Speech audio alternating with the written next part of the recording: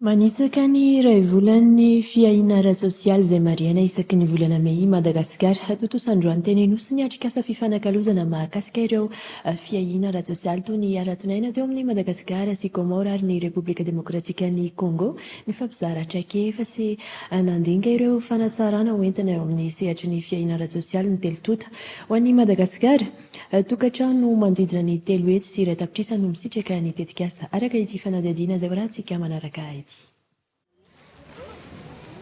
Sokajiana ho mahantra ny 700 isanjaton'ny mponina eto Madagasikara noho izy ireo mivelona latsaky ny $5.5 isanandro araka ny tatra navoaka ny banky foiben'ny Madagasikara farany. Mbola ny 20 isanjato amin'ireo misokajiana ho marifo ireo ihany no misitraka tosika tsy fanampiana avy amin'ny tetikasa maro avy amin'ny fanjakana toa ny tetikasa ara-tonaina araka ny fanazavan'ny tompon'andraikitra avy amin'ny banky foiben'ny Madagasikara. Tosika sy tantsorika avy amin'ny fidy ny tetikasa ara-tonaina ary mahery ny 3 hetsy sy iray tapitrisa ny tokantrano misitraka izany ankehitriny hatramin'ny 84 ny atombohany. Fanazavana mikasika ny ara-tonaina dia mbola ataoko hoe 20 isanjato ny tena mahantra zany no misitraka ny ara-tonaina, izany hoe mbola tsy ampy, mbola lavitra dia entanina ny fanjakana, entanina koa zany mpamatsy vola fa hanao ara-tonaina toy izao. Miteny hoe ara-tonaina toy izao satria rehefa manao an'ilay ara-tonaina dia tsy ara-tonaina rehetra zany dia apetraka fa ho an'ny firenena ngeza be ohatr'izao ny filana dia jerena izay ara-tonaina zaka ilay izy ara-bola nefa misy résultat tena tsara.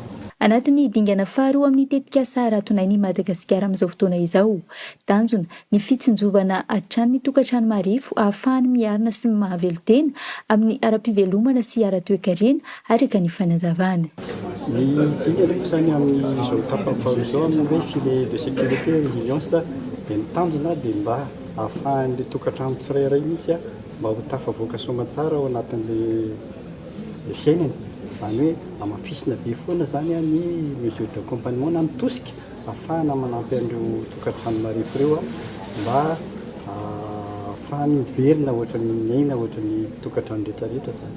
No tanterahana androany moa ny atrikasa fifanankalozana mahakasika ireo fiahiana ara-tsosialy toa ny ara-tonaina teo amin'ny Madagasikara sy Komoro ary ny Repoblika Demokratika ny Congo. Nisy ihany koa ny varotra fampiratiana nataon'ireo ankohonana notoanan'ny tetikasa eto Madagasikara naneho ny fivoaram-piainany.